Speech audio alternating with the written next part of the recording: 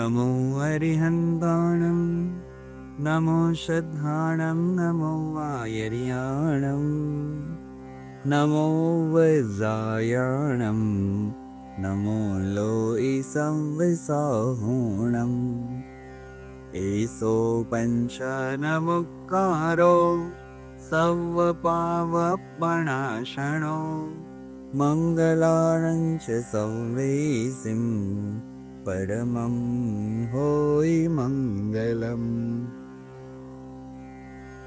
પુણ્યશાળીઓ, પાપ છોડવા જેવું છે, ધર્મ આચરવા જેવું છે અને મોક્ષ પામવા જેવો છે. દરેકે દરેક સાધક આ વાતને માત્ર જાણતો જ ન હોય, એ સમજતો હોય, અને એ સમજતો જ ન હોય માત્ર, એ પ્રમાણે એ આચરણ કરતો હોય.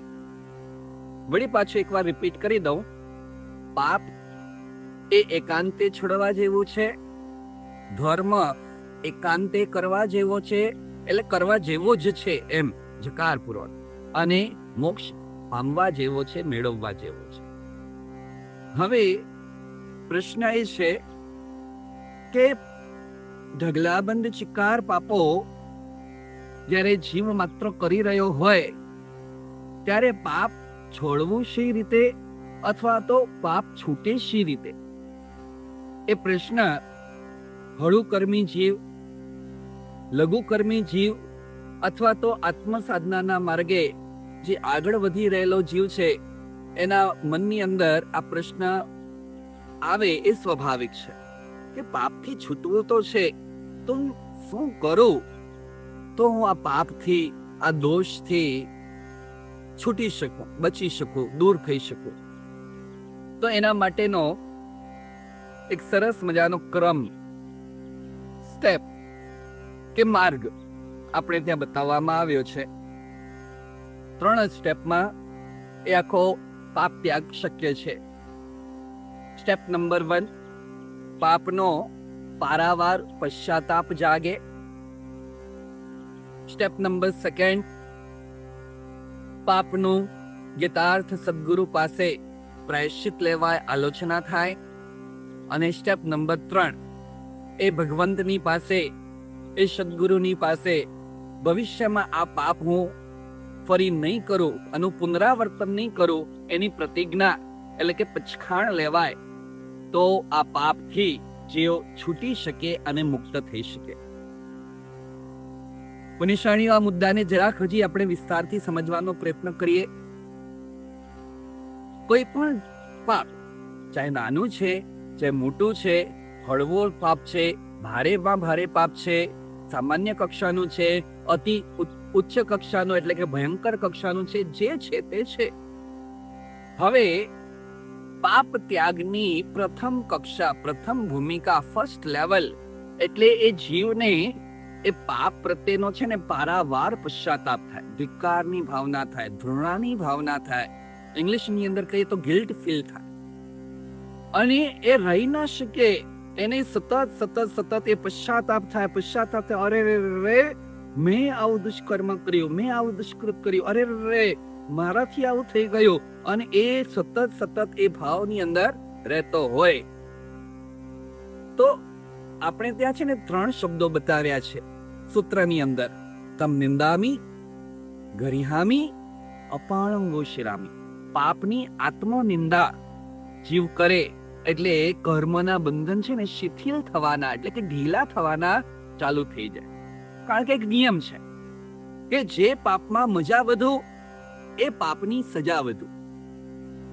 હવે તમે જ્યારે એના પ્રત્યેનો પારાવાર પશ્ચાતાપનો ભાવ અનુભવો છો, હૃદયની અંદર તીવ્ર કોટીનો પછતાવો છે, તો એ પછતાવો જ સૌથી પહેલા છે ને એ કર્મને ઢીલા કરી નાખશે.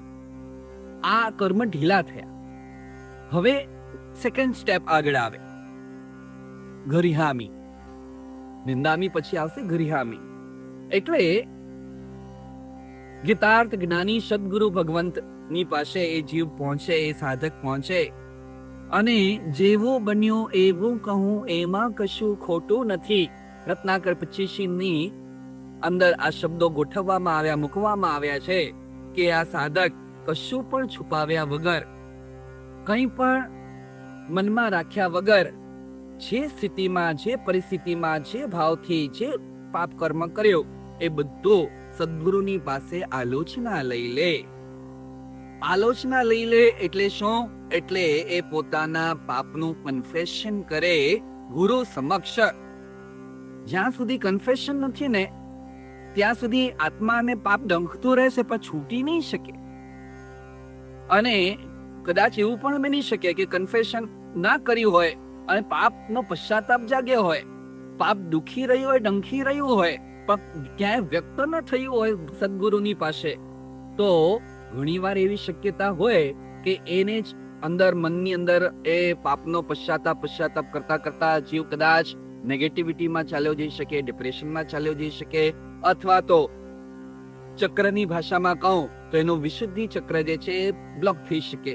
એટલા માટે આપણે ત્યાં કહ્યું કે જેવો પશ્ચાવો જાગે, જેવો પાપનું ગિલ્ટ ફીલ થાય, એવો તમારે ગીતાર્થ જ્ઞાની સદગુરુ ભગવાન પાસે જઈ અને એ પાપને પ્રગટ કરી દેવાનો, અંદર અંદરની રાખવાનું, પાપને પ્રગટ કરી દેવાનો.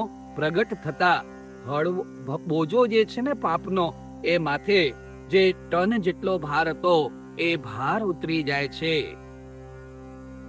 જીવ હળવો થાય. ગીતાર્થ જ્ઞાની સદગુરુ ભગવંત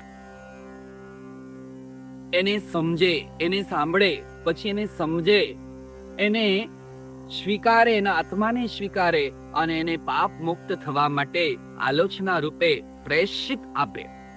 અને જે વ્યક્તિ એ પ્રેષિતને વહન કરે, એટલે કે સ્વીકારી અને પોતાના જીવનમાં ઉતારી દે ને, એનો મોટામાં મોટું પણ કોઈ પાપ, દુષ્કર્મ, અકાર્ય થયેલું હોય તો ગીતાર્થ ગુરુ ભગવંતના આપેલા પ્રેષિત થકી એ પાપ પણ માફ થઈ શકે છે અને પાપ પણ સાફ થઈ શકે છે. આજ તો લોકોત્તર જીન શાસનની બલિહારી છે. અહીં પાપી પ્રત્યે ધિક્કાર ભાવ નથી, પાપ પ્રત્યે ધિક્કાર છે. પાપી ખરાબ નથી એટલે વ્યક્તિ ખરાબ નથી, વ્યક્તિની અંદર રહેલું જે આ પાપ કર્મ છે ને એ કર્મ ખરાબ છે. અને જ્યારે અંદર પશ્ચાવો જાગ્યો, જ્યારે એને ગુરુ પાસે પ્રાયશ્ચિત લીધો, જ્યારે પોતે પોતાના જીવનની અંદર પ્રાયશ્ચિત આચર્યું અને પ્રાયશ્ચિત કરી લીધું, એટલે પાપથી મુક્ત થવાની પ્રક્રિયાની અંદર એ આગળ વધ્યો, એ સફળ થયો. પાપનો પશ્ચાતાપ એ પ્રથમ નંબરની કક્ષા, ફર્સ્ટ ભૂમિકા. પાપનું ગીતાર્થ ગુરુ પાસેનું લીધેલું પ્રાયશ્ચિત, આલોચના પ્રાયશ્ચિત એ બીજા નંબરની ભૂમિકા. અને ત્રીજા નંબરે આ થયું તે થયું, એ વખતે જાણકારીમાં હતું ને થયું કે અજ્ઞાનતાવશ થયું, જાણી કરીને કયું, ભૂલથી થયું, પ્રમાદથી થયું, ઈચ્છાથી થયું, અનિચ્છાથી થયું, જે હતું તે એકવાર થઈ ગયું તે થઈ ગયું. પણ હવે ગુરુ ભગવાન, આ પાપ હું ભવિષ્યમાં આનું પુનરાવર્તન નહીં કરું, આ પાપ હવે ભવિષ્યમાં હું એને રિપીટ નહીં કરું, એના માટે એને સ્ટોપ કરવાની જે પ્રક્રિયા છે, ભવિષ્યમાં આ ભૂલ વળી ન થાય એના માટે એને સ્ટોપ કરવાની જે પ્રક્રિયા છે, એ ગુરુ ભગવાનની પાસે એ પાપનું પચખાણ લઈ લે, જેથી કરીને ભવિષ્યમાં આ પાપ જીવનમાં આવવાની શક્યતાઓ ના દરવાજા છે એ દરવાજા બંધ થઈ જાય, લોક થઈ જાય.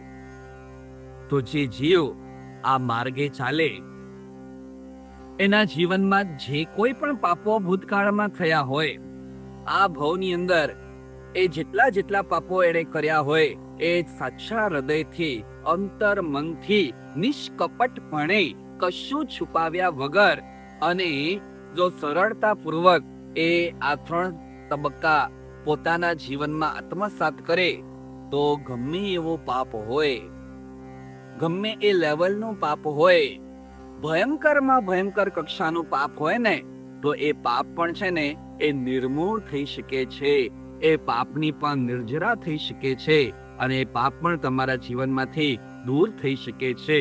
તો આત્મ સાધક વ્યક્તિ તો પોતે એ જ ઈચ્છતો હોય કે ક્યારે હું આ બધા પાપ કર્મથી મુક્ત બનું. અને જે ઉપાય જ્ઞાની ભગવંતોએ બતાવ્યા છે, જે ઉપાય તીર્થંકર પરમાત્માએ બતાવ્યા છે, એનો યથાસંભવ વધુમાં વધુ આચરણ કરી એનું સેવન કરી અને એ પાપ ત્યાગની ભૂમિકા તરફ આગળ વધે. કારણ કે આત્મજ્ઞાની પુરુષનું લક્ષણ જ છે પાપ ભીરું હોય, એ ભવ ભીરું હોય, ભવનો ભય લાગતો હોય. સંસારમાં હવે મારે ભટકવું નથી, અટકવું છે. અટકીશ ક્યારે? જ્યારે પાપથી છૂટીશ ને ત્યારે હું ભવથી અટકીશ. એટલે ભવ ભીરું આત્માને જ આ ગમતું હોય. આ ગમે એટલે પાપ ત્યાગનો ભાવ એના જ હૃદયમાં આવતો હોય. જેને ભવનો ભય લાગ્યો હોય, જેને પાપનો ભય લાગ્યો હોય, એ પાપ ત્યાગના માર્ગે આગળ વધવા માટે પહેલા નંબરે પાપનો તીવ્ર કોટીનો પશ્ચાતાપનો નિરંતર ભાવ, બીજા નંબરે પાપોની થયેલા પાપોની સદગુરુ પાસે, ગીતાર્થ ગુરુ ભગવાન પાસે એની આલોચના અને એની સાથે એનું પ્રાયશ્ચિત ગ્રહણ અને એને જીવનમાં ઉતારી અને એની સાથે ભવિષ્યમાં આ પાપ રિપીટ ના થાય એનું પછખાણ. આ માર્ગે આપણે સૌ કોઈ આગળ વધી આપણા બાંધેલા શીખણા ભયાનક કોટીના જે પાપ કર્મો છે એનો આ ભવે આ મનુષ્ય અવતારની અંદર જ આપણે અંત કરતા જઈએ અને આપણે નિષ્પાપ, નિર્દોષ, પવિત્ર જીવન જીવવા તરફનું પ્રસ્થાન કરી આપણા આત્માનું કલ્યાણ કરીએ. એ જ મંગલ ભાવના, શુભકામનાની સાથે સૌને આશીર્વાદ. ધર્મ લાભ.